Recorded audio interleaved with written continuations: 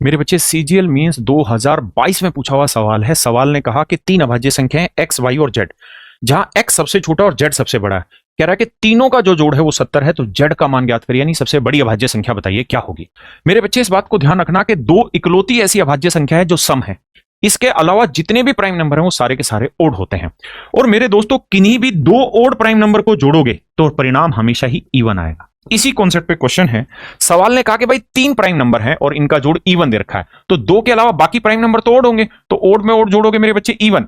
अगर ये वाला प्राइम नंबर भी ओड हुआ तो मेरे दोस्तों विषम में सम संख्या जोड़ के कभी भी सम नहीं लाया जा सकता।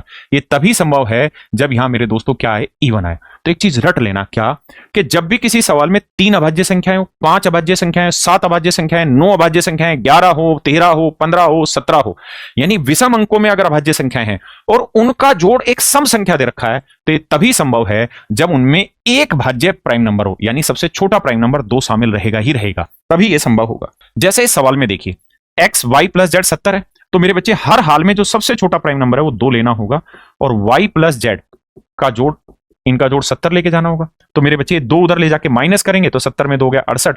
तो अब हमें ऐसे दो प्राइम नंबर ढूंढने हैं जिनका जोड़ 68 है, और ध्यान रखना जेड बड़ा वाला है।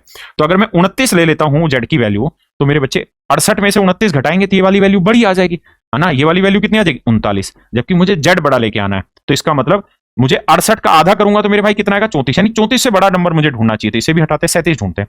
अगर मैं जेड की वैल्यू 37 लेता हूं तो 68 में से 37 घटाए कितना आया, 31। तो ये दोनों के दोनों अभाज्य संख्याएं हैं और जेड बड़ा है वाई से, जो उसने कंडीशन कही थी, तो आंसर होगा 37।